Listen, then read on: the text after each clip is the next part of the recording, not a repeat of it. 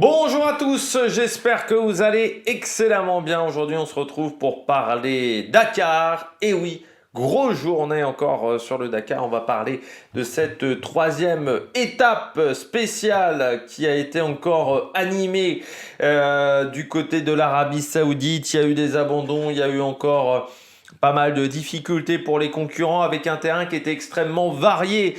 Aujourd'hui, on avait du lent, du rapide, des cailloux, donc c'était vraiment pas évident. Il y a eu des crevaisons du côté de Sébastien Loeb. Et puis des dégâts quand même chez certains concurrents. Et on rappelle aujourd'hui, c'est le départ de l'étape marathon qui se terminera demain. C'est-à-dire qu'il n'y avait que 2 heures pour réparer un parc d'assistance assez particulier. Et puis là, pour le moment, les concurrents sont en train de dormir, mais sous la tente, avec seulement un petit pactage qui a été transporté par l'organisation. Donc on est loin des conditions habituelles, donc ça peut engendrer de la fatigue. Mais là encore, c'est des conditions royales par rapport à l'étape 48 heures qu'on aura en fin de semaine, où là, les conditions sont vraiment à la dure avant la journée de repos. N'hésitez pas à vous abonner à la chaîne, à réagir dans les commentaires, à mettre un pouce bleu, à partager la vidéo sur les réseaux sociaux, notamment auprès de vos proches, si vous pensez que ça peut les intéresser. Dans les commentaires, n'hésitez pas à me dire qui vous a plu, qui vous a déçu. EPS 2.0, c'est sur les plateformes de podcast. Si vous avez les moyens et que vous voulez soutenir mon travail, vous pouvez faire un plus super thanks. La petite cloche, comme ça vous êtes au courant des dernières vidéos qui sortent sur la chaîne. Le petit pouce bleu, comme ça permet de savoir si la vidéo vous a plu ou ne vous a pas plu. Et puis ça permet de la mettre en avant pour les petits copains de l'algorithme YouTube. On commence par les mauvaises nouvelles du jour. Alors déjà, un point sur la santé de Karl Falcon. Donc on en a su un petit peu plus après la vidéo d'hier. Donc le concurrent espagnol qui a été découvert inanimé par un de ses concurrents, qui a donc appelé tout de suite l'organisation, qui a amené un hélicoptère d'entrée, qui a réanimé le concurrent espagnol avant de l'héliporter vers l'hôpital le plus proche. Et désormais, il y a un œdème au cerveau, donc ce qui fait que c'est très préoccupant. Sa situation reste très préoccupante à Carles Falcon, donc le concurrent de l'équipe Twin Trail Racing Team. Aujourd'hui, 2 abandons. Sébastien Buller sur chute, mal au lombaire. Donc il n'a pas pu reprendre la course, le concurrent de Hero Motorsport. Et puis Sam Sunderland, problème mécanique sur la Red Bull Gas. Donc gros problème mécanique, problème moteur. Donc ce qui fait qu'il a dû abandonner. On a des doutes également sur Mason Klein. Je ne sais pas s'il a réussi à sortir de la spéciale, parce que jusqu'à maintenant il était encore dans la spéciale. Mason Klein, la situation n'était pas évidente pour le concurrent américain sur Sakoe, qui avait également des problèmes mécaniques, mais il semblerait qu'il a réussi à régler la situation. Et puis autre abandon de l'équipage numéro 230, Pao Navarro et Gonzalo Reis sur une mini du team X-Red. Abandon, c'est le premier abandon du côté des autos. Ah non, il y avait eu un abandon hier sur l'étape numéro 2 pour un Uruguayen et un Chilien, comme vous pouvez le voir. Donc voilà, c'est le deuxième abandon du côté de la catégorie auto pour le moment. On regarde tout de suite le classement de cette spéciale du côté des motos. C'était une spéciale très longue, 733 km. dont encore 450 à peu près de spéciales chronométrées avec de la navigation. C'était vraiment pas évident, ce que disaient pas mal de concurrents. Il y avait encore des points à trouver, même si c'était un peu moins compliqué que les 2 premiers jours. Et surtout la variété du terrain, c'est-à-dire qu'on a commencé dans du sable et puis assez vite on a eu des cailloux. C'était assez rocheux, assez technique, pour ensuite finir sur des pistes très rapides, très roulantes, comme on a pu le voir sur certaines images. Donc c'était vraiment une journée très variée et pas évidente. Eh bien, à ce petit jeu-là, c'est l'expérience qui a compté. Et on le voit dans ce classement, on n'a que des concurrents qui ont déjà plusieurs Dakar. C'est Kevin Benavides, ancien vainqueur du Dakar, qui s'est imposé aujourd'hui avec une belle performance sur cette étape. Alors le classement a mis un petit peu de temps à arriver, pour tout vous dire, parce que pas mal de concurrents se sont pris des pénalités pour avoir roulé trop vite dans une zone Vous savez, il y a certaines zones dans les spéciales où vous devez être à 30 km/h ou 50 km/h. Il y a des systèmes GPS qui calculent cette vitesse sur cette portion-là. Et pour certains concurrents, on a dépassé les vitesses. C'est le cas notamment de Ricky Brabec ou encore de Ross Branch ou de Pablo Quintanilla qui a même pris 6 minutes aujourd'hui, donc il a bien dépassé la vitesse autorisée. Donc ce qui fait que victoire de Kevin Benavides devant l'américain Ricky Brabec et Adrien Van Beveren pour la première fois dans le top 3, et on s'aperçoit surtout que belle opération pour Honda en cas de problème demain, parce que Ricky Brabec est 2, Van Beveren est 3, Skyler Hoves est 4, Corniero est 6, et Quintanilla est 7. C'est-à-dire que vous avez les 6 pilotes de l'équipe usine qui sont aux 7 premières places.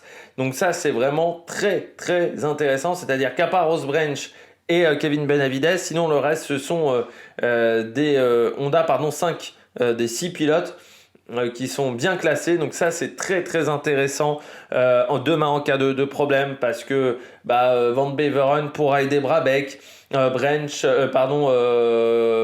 Quintanilla pourra peut-être aider Skyler Hoves aussi. Et puis en termes de navigation, on peut rouler en équipe pour tenter de perdre le moins de temps possible. Ce qui fait que Ross Branch, il va peut-être être dans ce petit peloton-là également demain, parce que je rappelle qu'on part dans l'ordre de l'ordre du classement de la veille, du classement de l'étape de la veille, et ça fait du bien pour Adrien Van Beveren après 2 premières journées qui avaient été très compliquées, où il n'avait pas de rythme, il l'avait dit le premier jour, c'était des conditions qu'il appréciait pas du tout. Là il a montré qu'il était pas mal, il avait dit qu'il avait travaillé dans ce domaine-là. Pour le moment c'était pas top, c'est vrai qu'en plus l'écart commençait un petit peu à s'accumuler, on commençait à être un petit peu loin, donc là c'est pas mal. Autre concurrent qui fait pour le moment un super début de course, pourtant dans un team indépendant, c'est Stefan Svitko, alors coureur là aussi expérimenté, mais encore dans le top 10 aujourd'hui. Il fait un super début de course, et surtout aujourd'hui il finit devant Toby Price qui perd 6 minutes 30, mais on voit que tout le monde est vraiment dans le même peloton, dans le même groupe, tout le monde est très proche. On voit Rui Gonçalves par exemple sur Cherco est 12e, Romain Dumontier le premier rallye 2 11e, Sanders est 13, Johan Barreda lui a pris une énorme pénalité aujourd'hui de dépassement de vitesse, 12 minutes, donc c'est dommage, parce que si sans ces 12 minutes il gagnait l'étape, mais ça j'ai envie de dire, c'est dans la tradition de Johan Barreda depuis des années. Et puis on retrouve ensuite Luciano Benavides qui est à 12 minutes 56 du côté du team Husqvarna. On regarde tout de suite le classement général dans la catégorie moto Ultimate, donc la catégorie rallye GP. Qui est la catégorie numéro 1. Donc c'est Ross Branch qui est en tête devant José Ignacio Cornero, 3 minutes 11, donc il a réussi à remonter un petit peu son avance. On retrouve ensuite Ricky Brabec, Pablo Quintanilla à 16 minutes, Adrien Van Beveren rentre dans le top 5, et ça c'est une bonne nouvelle, à 20 minutes 16 devant Benavides, Toby Price, Daniel Sanders. Johan Barreda est 11e, Skyler Hoves 12e, et le temps perdu les premiers jours ça fait mal, et on voit que Barreda il a déjà 20 minutes de pénalité sur les 37 minutes de retard. Mais j'ai envie de dire que c'est habituel pour le concurrent espagnol, et donc Mason Klein qui est désormais à 8h56, le concurrent américain, mais qui a eu pas mal de problèmes mécaniques aujourd'hui. Il avait déjà dû changer son moteur hier suite à des premiers problèmes. Ça s'est poursuivi et ça a continué pour l'américain, et ça c'est pas vraiment une bonne nouvelle. On regarde le classement du côté de la catégorie Rallye 2. Aujourd'hui, Romain Dumontier qui avait une journée compliquée hier, il avait perdu pas mal de temps, il avait dit oui, il avait un petit peu ouvert la piste et ça n'avait pas été facile. Il fait une belle journée avec la victoire aujourd'hui. C'est vrai qu'il partait d'un peu plus loin devant Tony Mulek et Harit Nora, l'Indien qui est sur Charcot, et ça va faire du beau moqueur à Charcot. On retrouve ensuite Mathieu Dovez, Jean-Loup Lepont qui s'était imposé hier, perdu 11 minutes, mais c'est plutôt pas trop mal pour le français. Et puis Bradley Cox qui était bien parti pour être dans le top 5 également de l'étape, fini 8e. Bradley Cox, qui est le fils d'Alfie Cox. Il y a le fils de Fabrizio Meoni, mais le fils également d'Alfie Cox, qui avait roulé notamment à l'époque sur les BMW. Notamment, je ne sais même pas s'il n'avait pas roulé chez Yamaha aussi, Alfie Cox. La fameuse Yamaha 2 roues motrices en 2004-2005 dans ces eaux-là. Il a fait énormément d'équipes usines, hein. Alfie Cox, il est roulé encore il n'y a pas si longtemps que ça sur l'Africa Eco Race. Donc Bradley Cox, qui prend la 8e place avec 2 minutes de pénalité aujourd'hui. On passe à la catégorie du classement général. Voilà, pour vous rappeler que c'est Romain Dumontier qui est en tête avec 27 minutes d'avance sur Bradley Cox.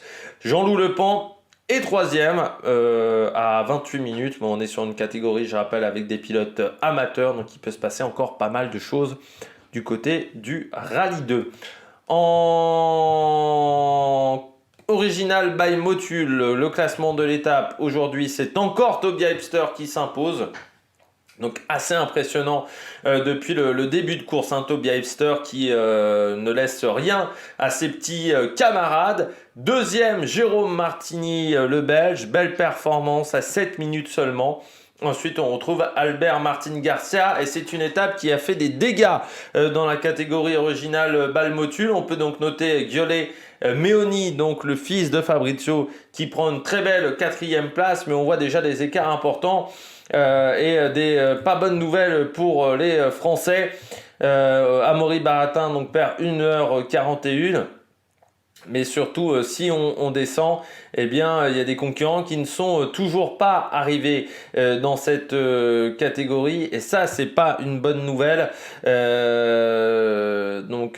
Notamment notre coéquipier, notre ami roumain, qui était bien classé au général, qui était 2e au général. Pour l'instant, il n'est toujours pas à l'arrivée.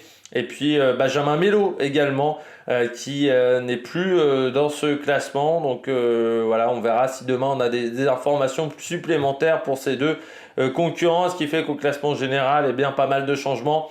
Avec donc Tobias Epster qui reste en tête, mais il a maintenant quasiment 40 minutes d'avance sur Jérôme Martini, puis Albert Martin Garcia à 1h10. Dans cette catégorie où, voilà, encore une fois, il y a des concurrents qui ne sont pas arrivés mais qui risquent de perdre beaucoup de temps aujourd'hui et tout espoir de bon classement au général dans cette course, mais il y a aussi l'objectif de finir le Dakar dans cette catégorie. En quad, eh bien, bonne nouvelle, Alexandre Giroux est de retour. 2 premières journées qui avaient été compliquées avec pas mal de temps de perdu. La remontada est peut-être en marche pour le concurrent sur Yamaha qui s'impose devant l'Argentin Manuel Andújar. On retrouve ensuite Juraj Varga et Marcelo Medeiros qui devait ouvrir la route et qui finit 4e devant Tony Vingegaard, 5e. Et ils sont toujours 10 dans cette catégorie, dans ce qui n'était pas sûr au départ. Donc ça, c'est très intéressant. Le classement général, Juraj Varga est en tête, mais avec seulement 1 minute 21 d'avance sur Manuel Andújar. Marcelo Medeiros est à 14 minutes et donc Alexandre Giroux qui est 4e à 22 minutes 13. Donc ça remonte du côté du concurrent de chez Yamaha. Et puis chez les débutants, c'est Nathanas Canokinas qui est en tête pour le moment devant Samuel Desbuissons et le Saoudien Halnoumessi Hani. On poursuit en auto avec l'étape du jour. On a eu des crevaisons aujourd'hui, notamment du côté de l'équipe ProDrive où ça a été compliqué avec le Bahrain Hunter. 3 crevaisons pour Nasser Al-Attiyah, 3 crevaisons également pour Sébastien Loeb. Sébastien Loeb qui lui a regonflé son pneu alors que Nasser lui a décidé de rouler sur la jante. Une journée où, comment vous dire, Sébastien Loeb était d'humeur un petit peu chafouine, il était un petit peu bougon, comme à l'époque des interviews en WRC quand son coéquipier c'était Sébastien Ogier. C'était pas une bonne journée pour Sébastien Loeb. C'était par contre une très bonne journée pour le Brésilien Lucas Moraes avec Armand Monelon.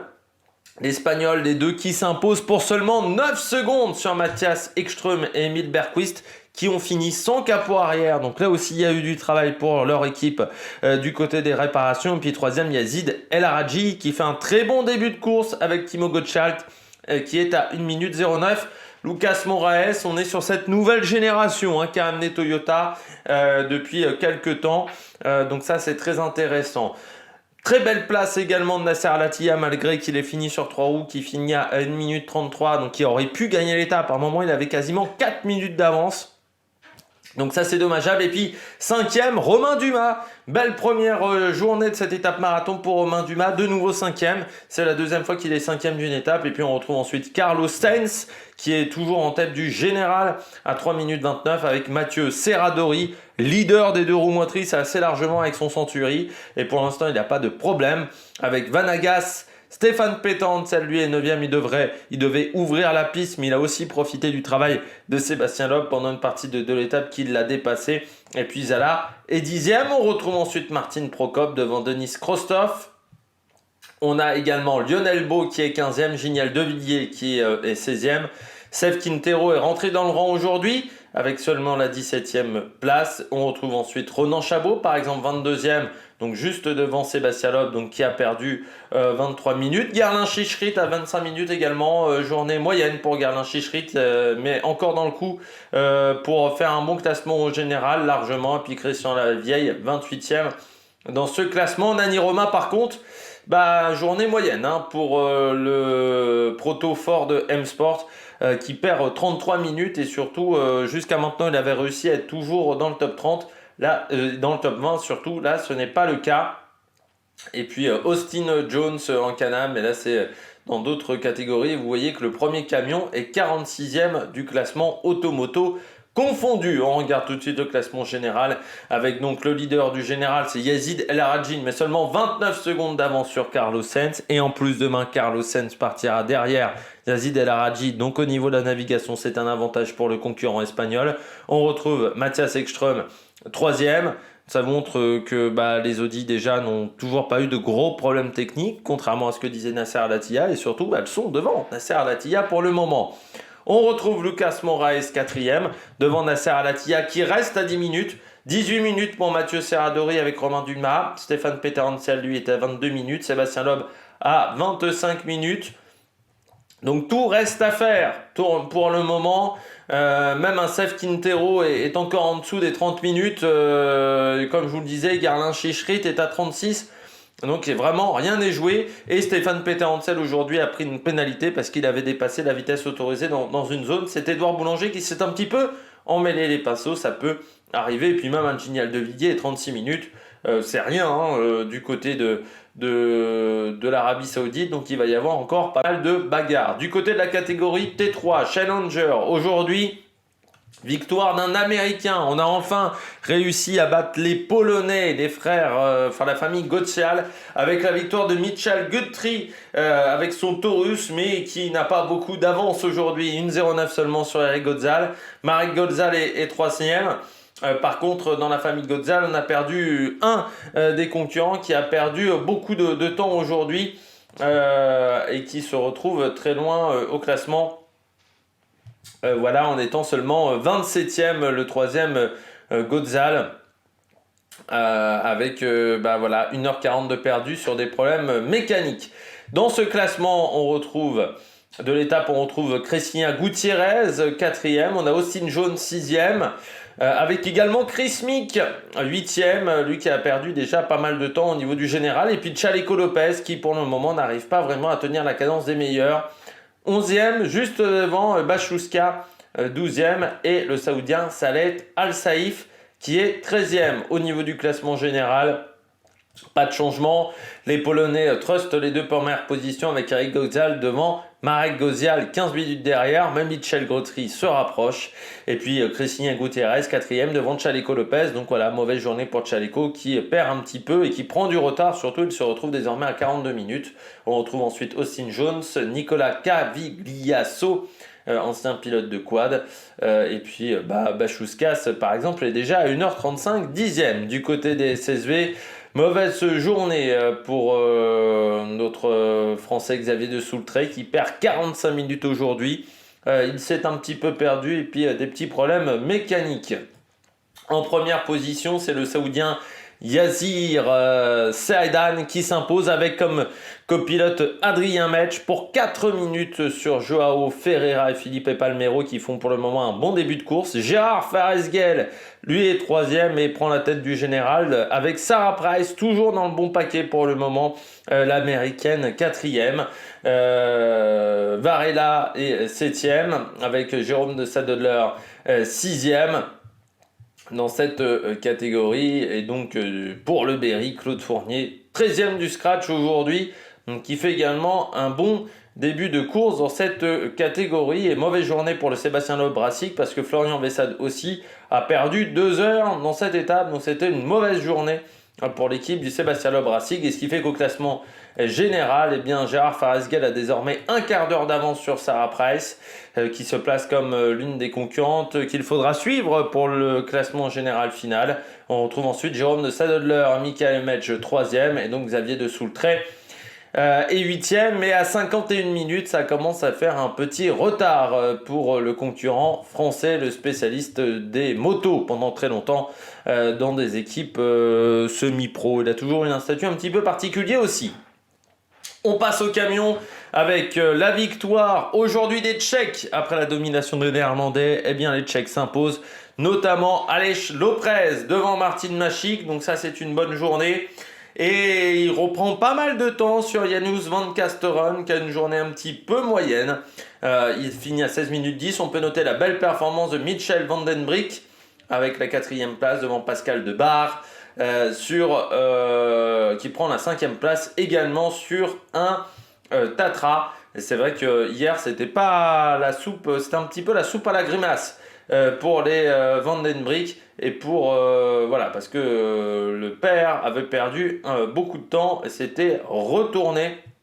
Martin Van Den Brik qui aujourd'hui perd 3 heures encore dans cette étape. Il finit juste devant Albert Lovera qui jusqu'à maintenant était toujours dans le top 15 et aujourd'hui il finit 23e, donc journée moyenne. Le premier français c'est Thomas Robineau avec Sylvain Laliche et Jérémy Gimbre, 20e de l'étape à 2h18 de retard. Et puis Sugawara également a perdu du temps en dehors du top 15 aujourd'hui. Teruhito Sugawara. Donc voilà, 1h36. On regarde le classement général. Alex Loprez prend la tête devant Janusz Van Kasteren pour 3 minutes, mais ça reste encore très serré. Martin Mašík est à 13 minutes et ils ont commencé à faire quand même un gros écart sur leur adversaire, notamment Pascal Debar, Jaroslav Walter et Gert Husink. Michel Van Den Brik, lui, est 7e à 1h25. Ça commence là aussi à faire vraiment beaucoup en camion quand même. Du côté du Dakar Mission Future, on regarde le classement général. Nous avons maintenant seulement 4 concurrents qui ont réalisé le classement complet jusqu'à maintenant. Et c'est le KH7 EcoVergy Team, donc un camion qui est en tête avec 40 points. Parce qu'il a réussi à prendre 10 points de bonus. Et du côté des Français, eh bien, c'est Willy Jobard qui est à 29 points, car il n'a fait que 98% des 100 km du jour. Et ça continue d'être la soupe à la grimace pour les Tatsita. Encore une journée difficile, que ce soit pour Oscar Pauli ou pour Sylvain Espinas. Et puis du côté du Dakar classique, du côté du classement général, c'est Carlos Santaolalla qui est en tête avec 8 petits points d'avance sur Odrich Klimic. On retrouve ensuite Lorenzo Taglio et Paolo Bedecci dans ce rallye de régularité. Et le premier concurrent français est un petit peu loin désormais, c'est François Abrial et Cécile Abrial qui ont un score de 1372, c'est-à-dire qu'ils sont à 1231 points de retard par rapport à la tête de course. On rappelle que c'est un rallye de régularité. On regarde tout de suite le parcours de demain qui ne va pas être facile entre Al Salamiya et Al Khaouf. La deuxième partie de cette étape marathon avec une étape qui va être longue en termes de kilométrage avec 631 km mais seulement 299 de spécial. C'est-à-dire que c'est presque l'une des étapes les plus courtes au niveau spécial kilométrique avant l'étape du 10 janvier qui sera également assez courte en termes de kilomètres. Donc cette étape de demain, donc Al Salamiya Al Khaouf, Donc vous voyez, étape assez longue. Du côté des organisateurs, ce qu'on nous indique pour cette étape numéro 9, pardon, un kilométrage à nouveau important avec beaucoup de kilomètres de liaison, hein, comme vous pouvez le voir avant d'arriver au départ de la spéciade. Donc ça sera encore compliqué. Et ça va être le terrain qui va être plutôt roulant, mais la navigation qui va être difficile et il pourrait parfois, on pourrait faire des gros coups aujourd'hui sur l'étape avec des grands coups peut-être stratégiques à partir de demain, donc peut-être des gros écarts à faire et peut-être que partir derrière, comme pour Sébastien Loeb, ça ne sera pas un désavantage vu la journée qui s'annonce. J'espère que vous avez aimé cette vidéo. Si vous avez aimé cette vidéo, n'hésitez pas à vous abonner à la chaîne, à réagir dans les commentaires, à mettre un pouce bleu. Et puis nous, on se retrouve pour de nouvelles aventures sur la Mec Production. Ciao, ciao!